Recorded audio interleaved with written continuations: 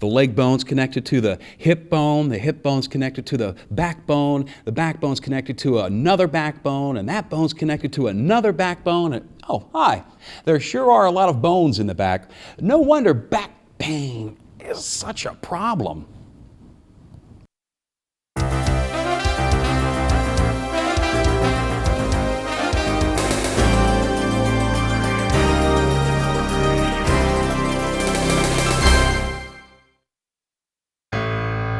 The back is a complicated arrangement of bones, ligaments, muscles, tendons, and nerves.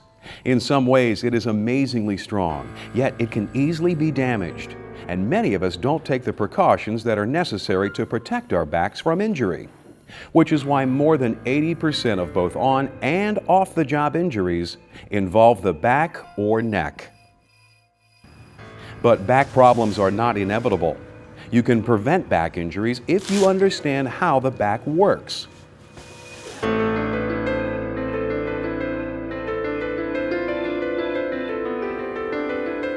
When we say that someone has a lot of backbone, we mean that they are upstanding and solid, yet our backs are also amazingly flexible.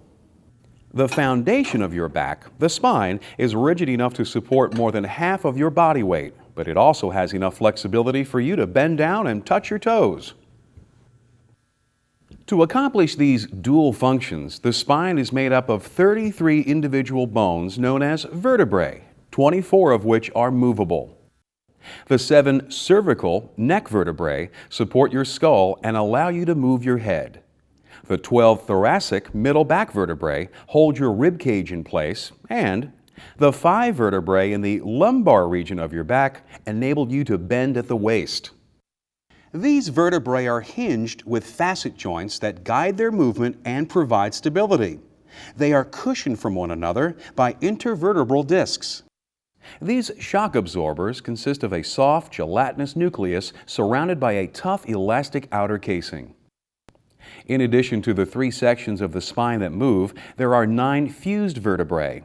5 of these bones form the sacral region, which attaches to the pelvis. The remaining 4 vertebrae make up the coccyx, often referred to as the tailbone. In a healthy spine, the 33 vertebrae form a natural S-curve. A hollow passage through the vertebrae, known as the spinal canal, leads from the top cervical vertebrae down through the sacral region. This passage protects the millions of delicate nerves that form the spinal cord from damage. Since the spinal cord is the main information trunk to your brain, a back problem that involves even a few of these nerves could cause pain or numbness in other areas of your body. Severe damage to your spinal cord could result in paralysis or even death.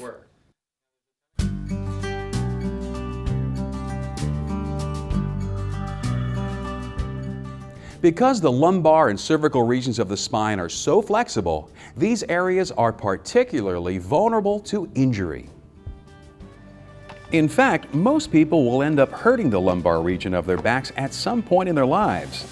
The resulting pain can be anything from a persistent dull ache to a sudden sharp stabbing or stinging sensation.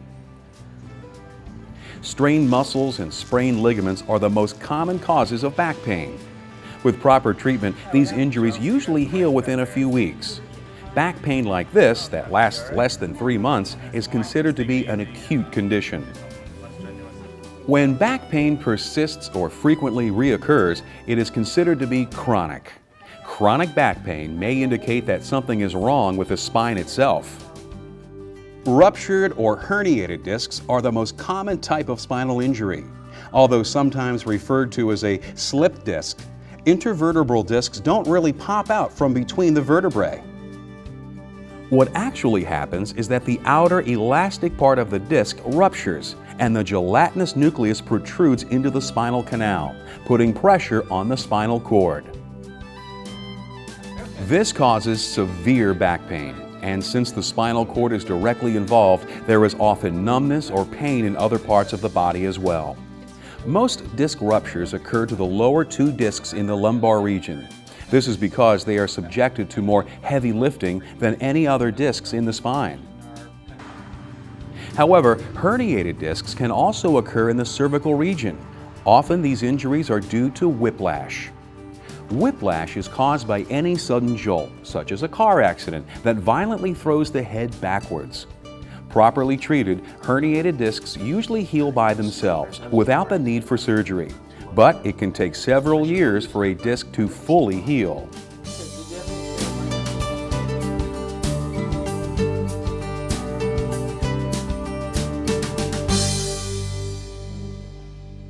Back pain can also be a symptom of one of the many chronic diseases that affect the spine. These include spinal stenosis, a condition where the spinal canal narrows and pushes on the spinal cord; osteoporosis, which causes loss of bone throughout the skeleton, including the spine; and arthritis, which is the most common disease to affect the back. Actually, arthritis is a general term for over 100 rheumatoid disorders, which are characterized by pain and stiffness of the back or joints. Some types of arthritis cause inflammation in the lining of the joints, while others result in loss of cartilage, overgrowth of bone, or bone spurs. Although arthritis can affect people at any age, even children, it is most common in people who are over 50. Developing arthritis is just one of the things that can cause the spine to degenerate as we get older. As the body ages, muscles also weaken, ligaments become stiffer, and the intervertebral disc begin to wear out. This aging process can be speeded up by anything that repeatedly overworks the back, including being overweight, having bad posture, and lifting incorrectly. Since a deteriorated back is more susceptible to injury and disease, it is critical to do whatever you can to prevent wear and tear and keep your back young and healthy.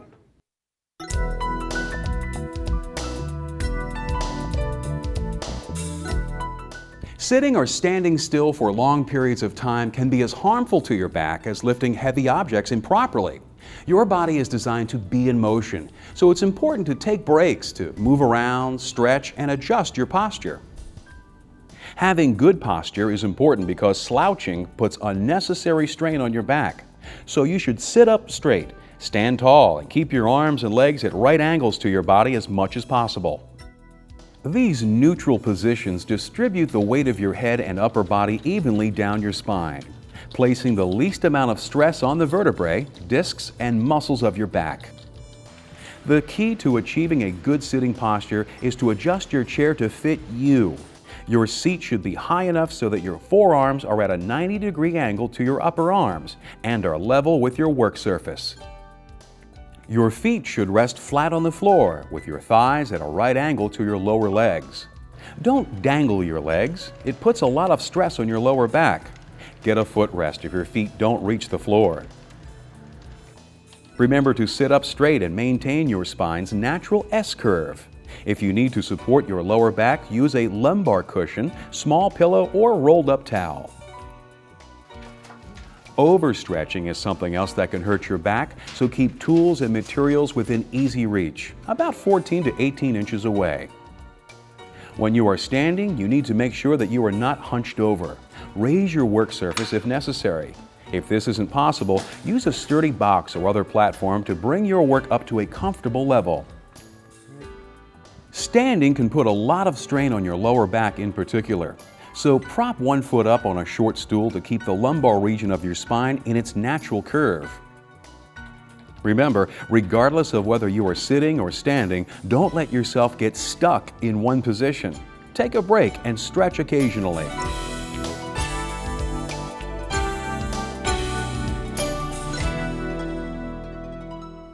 Many people hurt their backs when they lift heavy objects. So before you lift, make sure that you loosen up by stretching.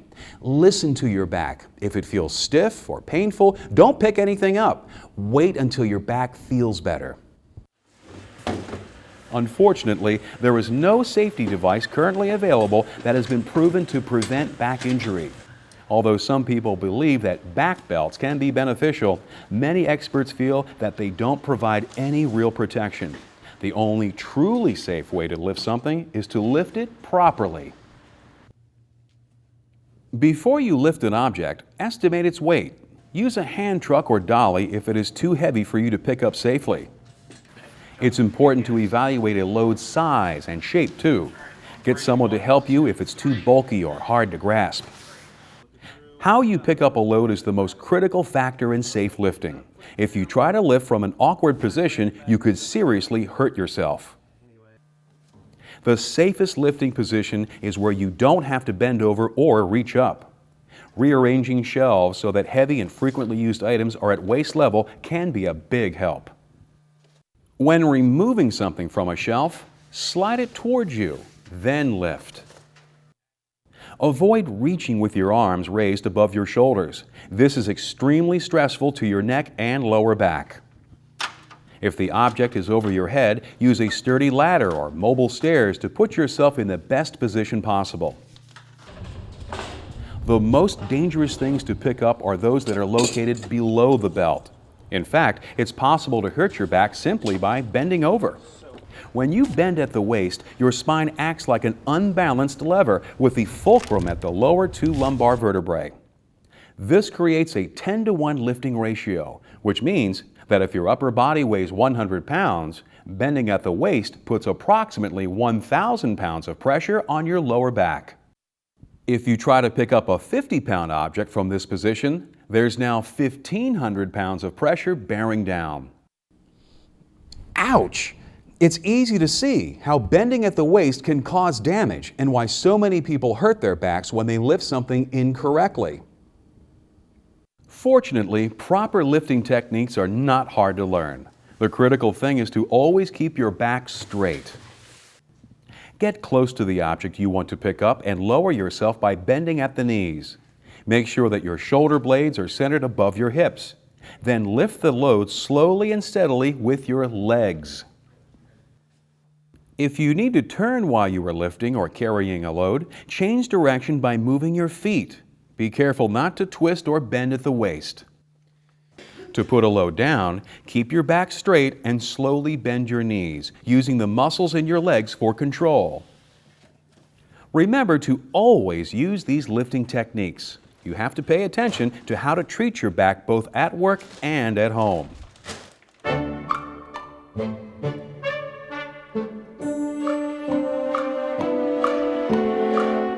Back care is a 24/7 job that lasts all of your life.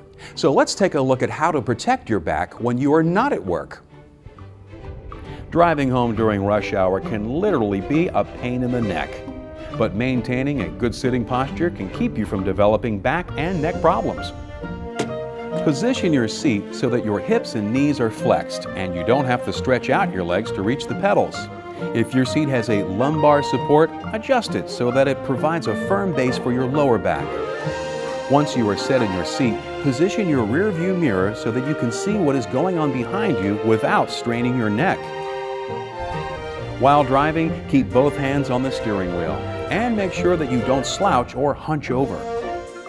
Many people are conscious of how their jobs affect their backs, but fail to recognize the hazards of working around the house. Chores such as raking leaves, shoveling snow, and carrying groceries can be a strain on your back too. And ask any parent, children can sometimes be a pain in the back as well. Picking up small children is a leading cause of back injuries. Not only are children heavy, they also move, and as they shift their body weight, your back takes a beating. If your back does start to hurt, take a break from whatever it is you are doing. But taking it easy does not mean that you should become a couch potato. To have a healthy back, you must stay active. Remember, variety is the spice of life, and it's good for your back too. So if you're at a desk all day, do something after work that will keep you on your toes. If your job requires a lot of physical labor, you may want to engage in a leisure activity that is less physically stressful. Aerobic exercises that are low impact, such as walking, swimming, and bike riding, are some of the best things that you can do to keep your back healthy. High impact activities, such as jogging and playing contact sports, can often be hazardous to your back. Some sports and hobbies have hidden dangers. For instance, golf and gardening both seem to be low impact enough. But since they require you to bend in awkward positions, they can be hazardous to your back if you aren't careful. The best thing to do is to talk to your doctor or a back care specialist about ways to make your leisure time more back-friendly.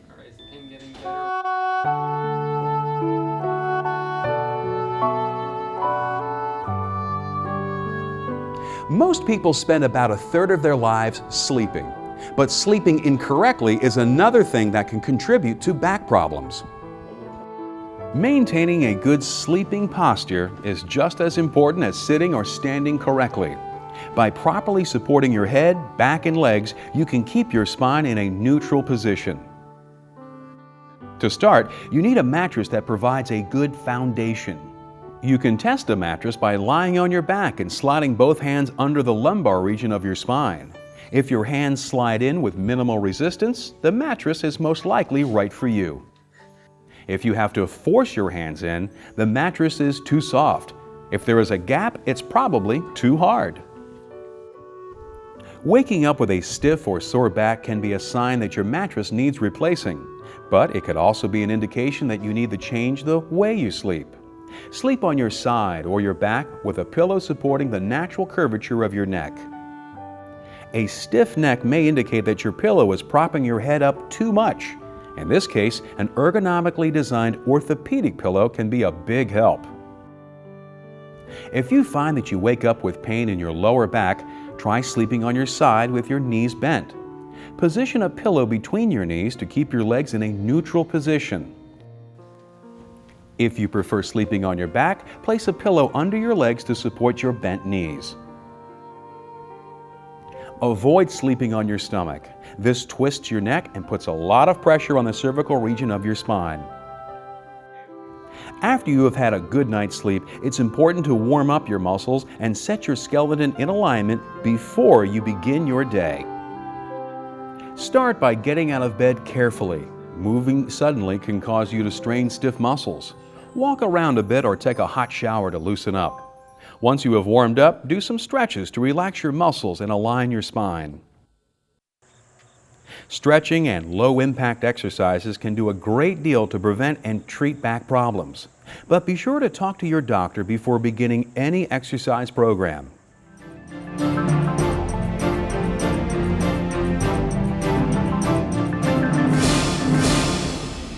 With all of the stresses that we expose our backs to, it's no wonder that so many people experience back pain at some point in their lives.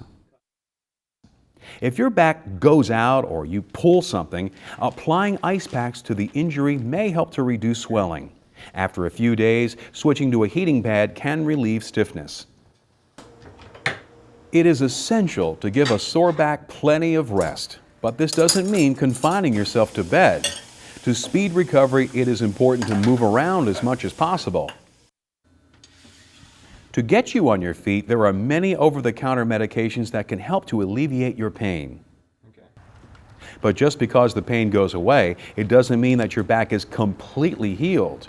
A partially healed back is susceptible to re-injury, so be sure to ease into your normal routine slowly. If your back problem persists, make an appointment with a back care specialist, such as an orthopedist, chiropractor, or physical therapist. You may want to get several opinions before deciding which form of treatment is right for you. To keep from getting your back out of whack, follow these simple rules. Maintain good posture when you are sitting, standing, and sleeping. Adapt your work environment to accommodate your back. Adjust your chair. Rearrange shelves and keep things within easy reach. Don't pick up objects that are too heavy or bulky. Get some help or use a dolly or hand truck. When you do lift, bend at the knees and lift with your legs. Never bend at the waist. Stretch often and ask your doctor about other exercises that you can do. Don't take chronic back pain lightly. It may be a sign of something serious. If your back keeps hurting, see a back care professional. Keep your back healthy by using it properly and avoiding injury. With a little bit of effort, your back will stay on track.